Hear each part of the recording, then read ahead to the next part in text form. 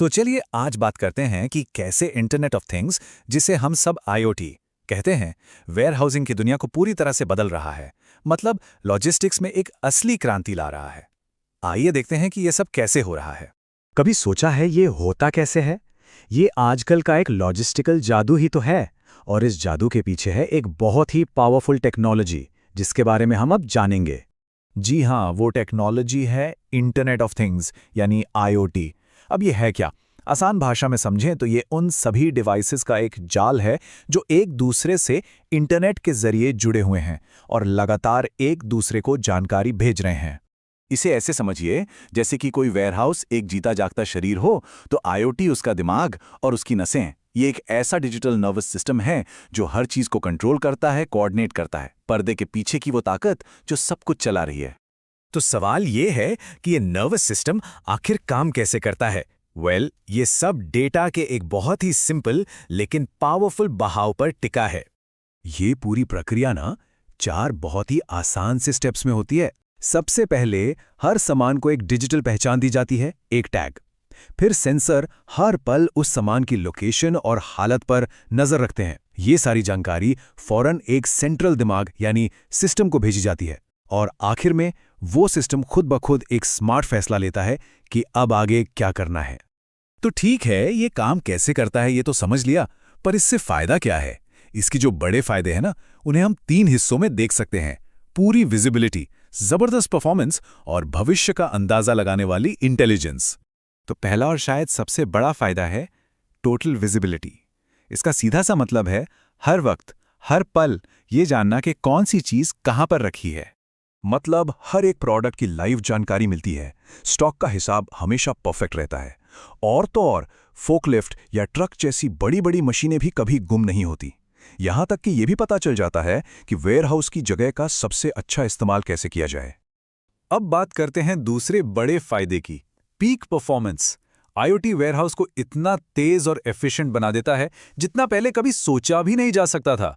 पुराने और नए वेयरहाउस में तो जमीन आसमान का फर्क है। सच में, जहां हाथों से होने वाला काम धीमा होता है और उसमें गलतियों की गुंजाइश भी होती है, वहीं आईओटी ऑटोमेशन सब कुछ रॉकेट की स्पीड से और लगभग 100% सटीकता से करता है। और हां, इससे लागत भी काफी कम हो जाती है।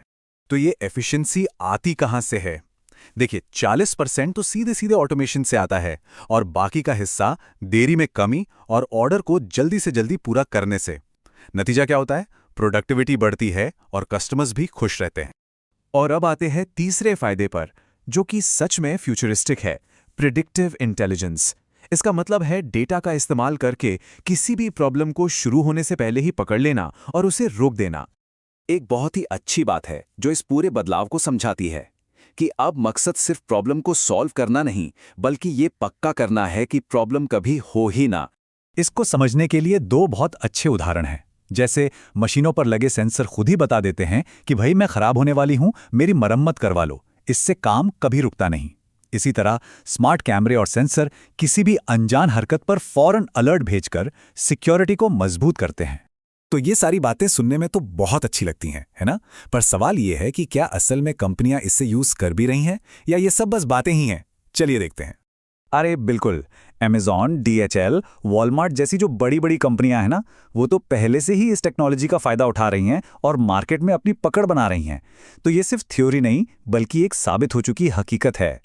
लेकिन ऐसा भी नहीं है कि ये सब कुछ इतना आसान है। ये मानना भी जरूरी है कि आईओटी को अपने सिस्टम में लागू करने में कुछ मुश्किलें भी आती हैं। सबसे पहली बात, इसमें शुरू में पैसा बहुत लगता है। फिर साइबर सिक्योरिटी का भी एक रिस्क तो रहता ही है। और ये पूरा सिस्टम इंटरनेट पर चलता है। और हाँ, कर्मचारियों को इस नई टेक्नोलॉजी को चलाने के लिए ट्रेनिंग भी देनी पड़ती है। लेकिन इन सब चुनौतियों के बावजूद एक बात तो साफ है, भविष्य इसी टेक्नोलॉजी का है।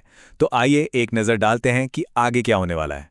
ये टाइमलाइन हमें दिखाती है कि हम किस रास्ते पर हैं। आज की तारीख में हम एआई और आईओटी को मिलाकर इस्तेमाल कर रहे हैं।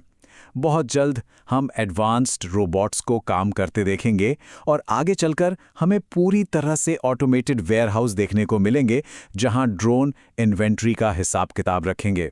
तो आखिर में एक बहुत बड़ा सवाल खड़ा होता है, जिस रफ्तार से टेक्नोलॉजी आगे बढ़ रही है, क्या वो दिन दूर है जब वेयरहाउस में इंसानों की ज़रूरत ही खत्म हो जाएगी? ये एक ऐसा सवाल है जो हमें सिर्फ लॉजिस्टिक्स ही नहीं, बल्कि काम के भविष्य के बारे में भी सोचने पर मजबूर करता है।